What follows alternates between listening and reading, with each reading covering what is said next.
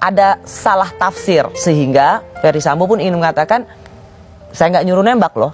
Kalaupun saya bilang hajar itu karena almarhum yang versinya Sambo kurang ajar. Nah, apakah salah tafsir itu, salah menerima perintah itu juga bisa dianggap menambah bobot hukuman Richard? Sebenarnya saya kurang paham ya, apa maksudnya FS menyampaikan itu. Ya, apakah dia merasa tidak bersalah? Sama dengan yang disampaikan oleh para penasihat hukumnya, bahwa tidak bersalah. Loh, kalau begitu kepada siapakah dipertanggungjawabkan kematian Yosua? Pak, kalau dari versi Ferdy Sambo, ya pada Richard Eliezer, Nah, dialah. Kan kita tadi udah mengatakan bahwa tidak ada alasan untuk Eliezer untuk membunuh, nggak ada, tidak terungkap. Ya. Kecuali ada alasan bahwa ada pernah merasa berantem atau udah dendam gitu. Ya. Jadi apa sebenarnya dia yang dingin? Kenapa FS tidak, saya mohon ampun, saya salah, saya korbankan semua jasa-jasa saya hanya karena emosi sesaat. Kenapa tidak ngomong seperti itu? Seperti kata ayahnya Richard Eliezer, jantan dong. Iya, itu dong. Saya salah, siap menjalani hukuman.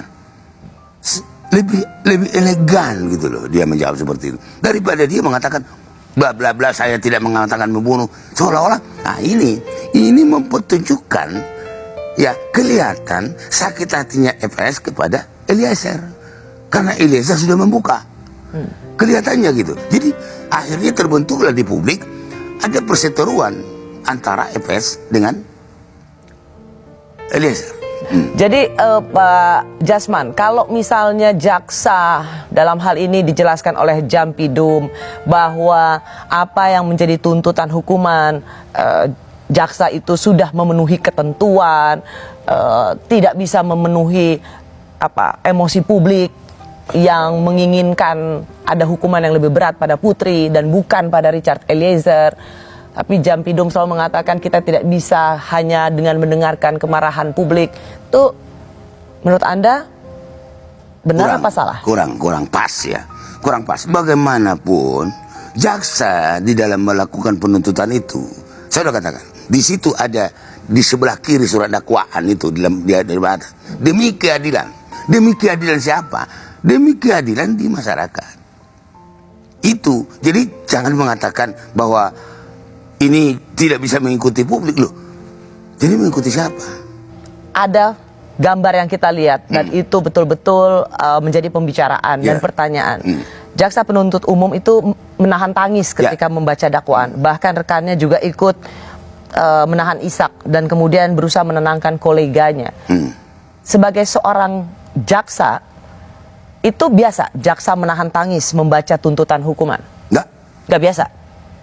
Itu menunjukkan jaksa seperti ini, jaksa